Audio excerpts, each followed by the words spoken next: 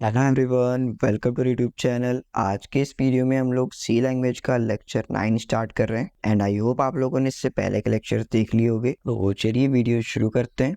आप लोग जानते ही हैं कि आपको नोट्स जो हैं वो टेलीग्राम चैनल पर मिलेंगे, तो आप वहां से जाकर उन्हें चेकआउट कर सकते हैं। एंड अब देख लेते हैं इस वीडियो में हम लोग क्या क्या पढ़ने वाले हैं। इस वीडियो में हम लोग assignment operators and miscellaneous operators को समझेंगे कि क्या होते हैं, कैसे इनका यूज होता है। सबसे पहले असाइनमेंट ऑपरेटर्स की बात कर लेंगे हम लोग। यहाँ पर 6 टाइप के असाइनमेंट ऑपरेटर्स हैं, इन्हें हम एक एक कर कर इम्प्लीमेंट करके भी देखेंगे। उससे पहले हम इनका नोटेशन देख लेते हैं कि ये कैसे नोट किए जाते हैं। सबसे पहला एक बेसिक असाइनमेंट ऑपरेटर होता है जो कि इक्वल्स टू, जिसे हम लोग P इक्वल्स टू Q इस फॉर्म में लिखते हैं। एक है एडिशन असाइनमेंट, जिसे हम लोग प्लस सिंबल के साथ इक्वल्स टू लगाकर लिखते हैं, जो है P plus equals to Q। जिसे हम लोग एक्सपेंड करें तो ये ऐसा दिखेगा, P equals to P plus Q। वैसे ही हमारा सब्ट्रैक्शन, इसमें minus and equals to symbol के साथ लिखते हैं हम लोग इस तरीके से, एंड उसे एक्सपेंड करेंगे तो P equals to P minus Q। वैसी मल्टीप्लीकेशन है, वैसी डिवीजन है हमारा,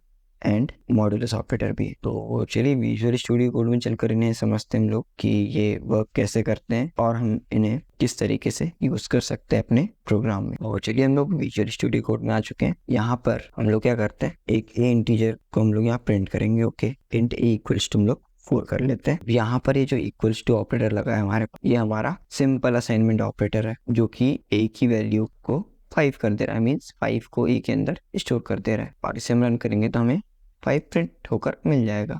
हम लोग नेक्स्ट ऑपरेटर देखते हैं, a equals to a plus 8 कर देते हैं। ठीक है, देन क्या होगा, यहाँ पर हमें 8 प्लस 5 जो कि क्या है 13 होता है, वो मिलेगा आउटपुट। अब इसको ऐसा ना लिखकर हम लोग इसे प्लस इक्वल्स टू ऐसे लिखते हैं, वो भी हमारा सेम ही वर्क करेगा, 13 ही आउटपुट देगा हमें। बट डिफरेंस क्या है इन दोनों में, तो आप लोग पूछोगे ना कि इन दोनों डिफरेंस क्या है। तो ये जो हम ऐसे a equals to a plus 8 लिख रहे हैं, ये हमारा स्लो होता है एज कम्पेयर टू दिस, तो हम लोग इसे यूज करते हैं अपने प्रोग्राम में। ऐसे ही हमारा सब्ट्रैक्शन के लिए होता है, इसे रन करते हैं, -3 मिल गया, इसे कमेंट आउट करके यहाँ माइनस लिख दें हम लोग, और इसे रन करें तब भी -3 मिलेगा, आउटपुट में कोई डिफरेंस नहीं आएगा। मल्टीप्लिकेशन की बात कर लेते हैं हम लोग, 40 मिल जाएगा हम लोगों को। डिवीजन की बात कर लेते हैं, आई थिंक 0 मिलेगा हमें, इसे हम लोग 5 की जगह 20 कर लेते हैं, देन रन करते हैं, 2 मिल गया, और इसमें भी हमें 2 ही मिलेगा। मॉड्यूलस ऑपरेटर चेक कर लेते हैं हम लोग, और मिला 4 क्यों मिला। मॉड्यूलस ऑपरेटर क्या काम करता है मैंने आपको बताया हुआ है पहले ही, इससे पहले के लेक्चर्स में, तो आप उन वीडियोस को जाकर देख लो तो आपको पता चल जाएगा कि मॉड्यूल्स ऑपरेटर क्या काम करता है।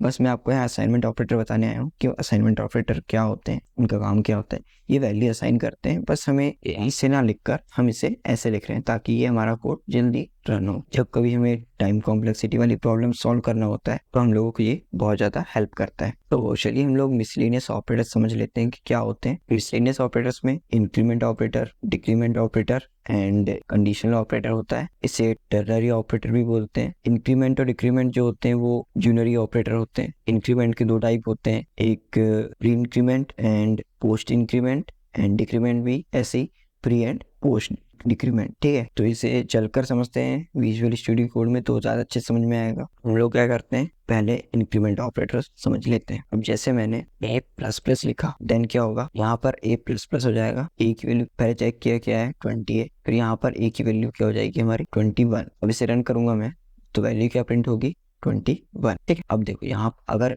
a की वैल्यू को मैं यहाँ प्रिंट करूँ तो यहाँ पर क्या प्रिंट होगी, वो वैल्यू 20, ये 20 प्रिंट हुई और ये 21। ये क्यों हो रहा है, इसकी वजह से ये इंक्रीमेंट ऑपरेटर और डिक्रीमेंट ऑपरेटर हम लोग कहाँ यूज करते हैं, लूप्स में बहुत ज्यादा यूज होता है। जब हम लूप्स पढ़ेंगे तो इसे और अच्छे से देखेंगे हम लोग। अभी हम लोग सिंपली देख लेते हैं कि इंक्रीमेंट और डिक्रीमेंट क्या है। अब ये हो गया वो था हमारा पोस्ट इंक्रीमेंट, ये हमारा प्री इंक्रीमेंट। इसे रन करते हैं हम लोग तो हमें सेम आउटपुट मिलेगा। इसे क्या करते हैं हम लोग, यहाँ पर लिखते हैं, यहाँ पर प्लस प्लस कर देते हैं। ठीक है, तो यहाँ पर आप चेंजेस देखेंगे, यहाँ पर तो हमारा 20 प्रिंट होगा, बट यहाँ पर 21 प्रिंट होगा। रन करते हैं, ठीक है, 20 प्रिंट हुआ, यहाँ पर 20 प्रिंट हो गया, और यहाँ के लिए 21। अब जैसे हम लोग, वो क्या था, पोस्ट था, अब प्री लगाए हम लोगों ने, तो दोनों में 21 प्रिंट होगा।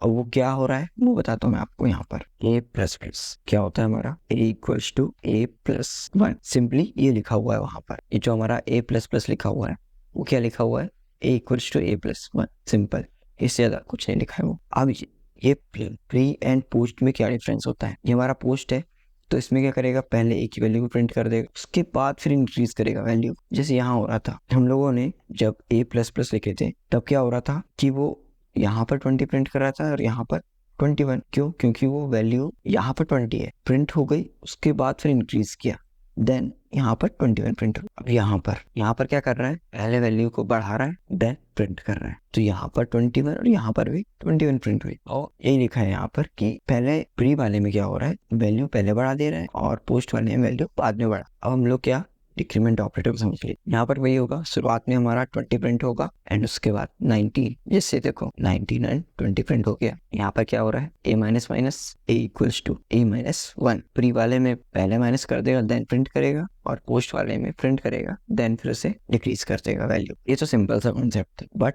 अब हम क्या करते हैं, कंडीशनल ऑपरेटर को समझते हैं। हम लोग जैसे इफ एल्स कंडीशन लगाते हैं तो हम लोग जस्ट चेक करना है हम लोगों को कि नंबर कौन सा बड़ा है, तो हम लोग इफ और एल्स कंडीशन लगाते हैं, तब जाकर हमें वो मिलता है। तो हमें उसमें 3 4 5 लाइन लग जाती हैं, बट इसमें क्या है, एक ही लाइन में जाता है वो काम। जैसे देखो मैं यहाँ पर एक और p नाम से इंटीजर बना लेता हूँ और यहाँ पर मैं लिखूंगा a is greater than p, और अगर ये ट्रू है then printf false। ये हमारी कंडीशन है कि अगर ये कंडीशन, अभी से रोक रखते हैं फिर देखते हैं, ठीक है, ट्रू आएगा, ठीक है, वो क्यों आ रहा है वो देख लेते हैं। यहाँ पर एक कंडीशन चेक करेगा सबसे पहले कि कंडीशन ट्रू है या फॉल्स है। कंडीशन चेक किया, ए की जगह वो क्या रखेगा 20 एंड बी की जगह 5 रखेगा। 20 बड़ा होता है 5 से, तो वो याली स्टेटमेंट एग्जीक्यूट करेगा, अदरवाइज वो याली कंडीशन एग्जीक्यूट करेगा। ये सीन है, ठीक है। अब जैसे मैं इसे चेंज कर दूं, हमारा ए अभी भी 20 है, पर हमने a लेस देन b कर दिया हूँ, तो हमें यहाँ पर क्या आउटपुट मिलेगा, फॉल्स। तो इस तरीके से हमारा कंडीशनल ऑपरेटर काम करता है। अब लिखते कैसे वो देख लो,